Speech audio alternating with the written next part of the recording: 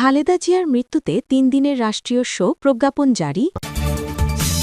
নির্বাচন কি স্থগিত হচ্ছে, যা জানালো কমিশন। সংবাদ সম্মেলনে কাঁদলেন ফখরুল রিজভী।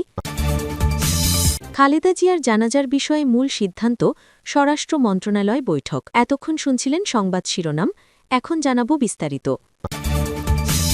বিএনপি চেয়ারপারসন ও সাবেক প্রধানমন্ত্রী খালেদা জিয়ার মৃত্যুতে বুধবার থেকে শুক্রবার পর্যন্ত ৩১ ডিসেম্বর এবং ১ ও ২ জানুয়ারি ৩ দিনের রাষ্ট্রীয় শোক ঘোষণা করে প্রজ্ঞাপন জারি করেছে সরকার।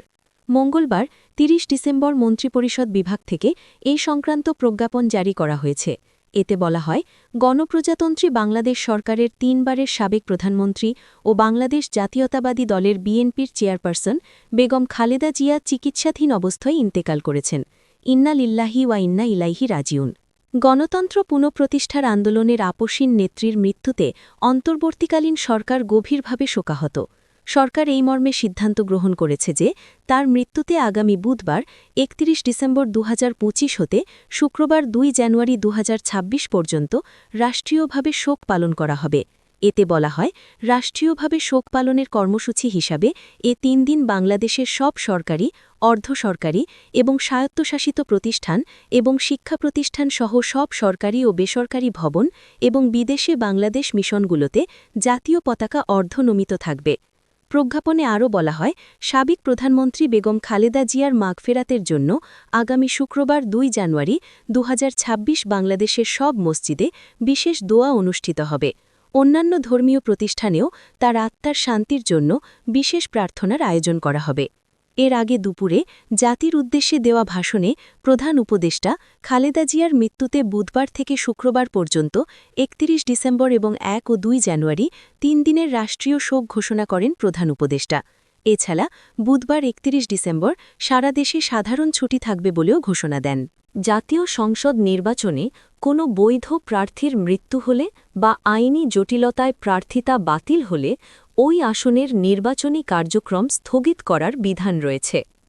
গণপ্রতিনিধিত্ব আদেশ আরপিও ১৯৭২-এর সংশোধিত বিধি অনুযায়ী নির্বাচন কমিশন ইসি এমন পরিস্থিতিতে নতুন তফসিল ঘোষণা করবে। মঙ্গলবার ৩০ ডিসেম্বর ভোর ৬টায় বিএনপি চেয়ারপারসন খালেদা জিয়া মৃত্যুবরণ করেছেন। তার মৃত্যুতে নির্বাচন স্থগিত হবে কিনা তা নিয়ে প্রশ্ন উঠেছে। নির্বাচনী কার্যক্রম বাতিলের আইনি বিধান। গণপ্রতিনিধিত্ব আদেশ ১৯৭২-এর অনুচ্ছেদ ১৭(১) অনুযায়ী প্রার্থিতা প্রত্যাহারের সময়সীমা পার হওয়ার পর যদি কোনো বৈধভাবে মনোনীত প্রার্থী মৃত্যুবরণ করেন কিংবা অনুচ্ছেদ ৯১ ক ও ৯১ উ অনুযায়ী কারও প্রার্থিতা বাতিল হয়, তবে রিটার্নিং কর্মকর্তা গণবিজ্ঞপ্তির মাধ্যমে ওই আসনের নির্বাচন কার্যক্রম বাতিল করবেন। আইন অনুযায়ী নির্বাচন বাতিল হলে কমিশনকে তাৎক্ষণিকভাবে অবহিত করতে হবে এবং কমিশন নতুন নির্বাচনী তফসিল ঘোষণা করবে।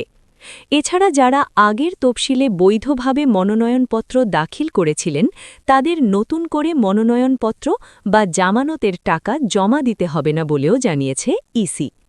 নির্বাচন কমিশনের জ্যেষ্ঠ নির্বাচন কমিশনার ইসি আব্দুর রহমান এল মাসুদ গণমাধ্যমকে বলেন, আইনে যেহেতু বলা আছে বৈধ প্রার্থী মৃত্যুবরণ করলে তফসিল বাতিল হবে, সেক্ষেত্রে খালেদা জিয়ার মৃত্যুতে এই তফসিলে কোনো প্রভাব পড়বে না, কারণ উনি এখনও বৈধ প্রার্থী হননি। এছাড়া খালেদা জিয়ার অবস্থা বিবেচনায় বিএনপি ওনার আসনগুলোতে বিকল্প প্রার্থী রেখেছে।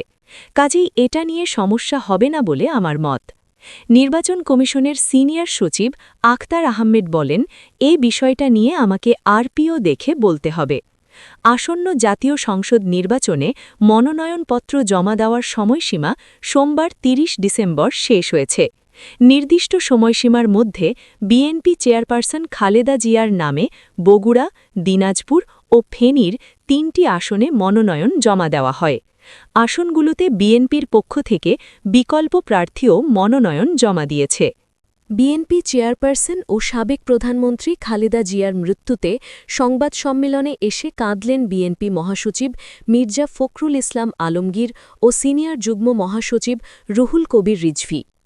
মঙ্গলবার ৩০ ডিসেম্বর সকালে রাজধানীর এভারকেয়ার হাসপাতালে সংবাদ সম্মেলনে এসে দলটির এই দুই নেতাকে কাঁদতে দেখা যায়। সংবাদ সম্মেলনে মির্জা ফখরুল ইসলাম আলমগীর বলেন, এই সংবাদটি নিয়ে আপনাদের সামনে দাঁড়াতে হবে আমরা সেটা কখনো ভাবিনি।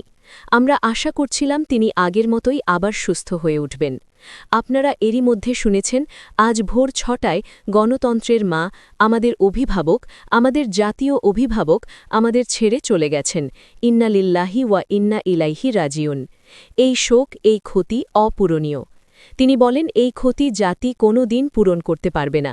যে নেত্রী সারাটি জীবন জনগণের অধিকারের জন্য, কল্যাণের জন্য একটি তার সমগ্র জীবনকে উৎসর্গ করেছিলেন, সে নেত্রী আমাদের মাঝে আর নেই।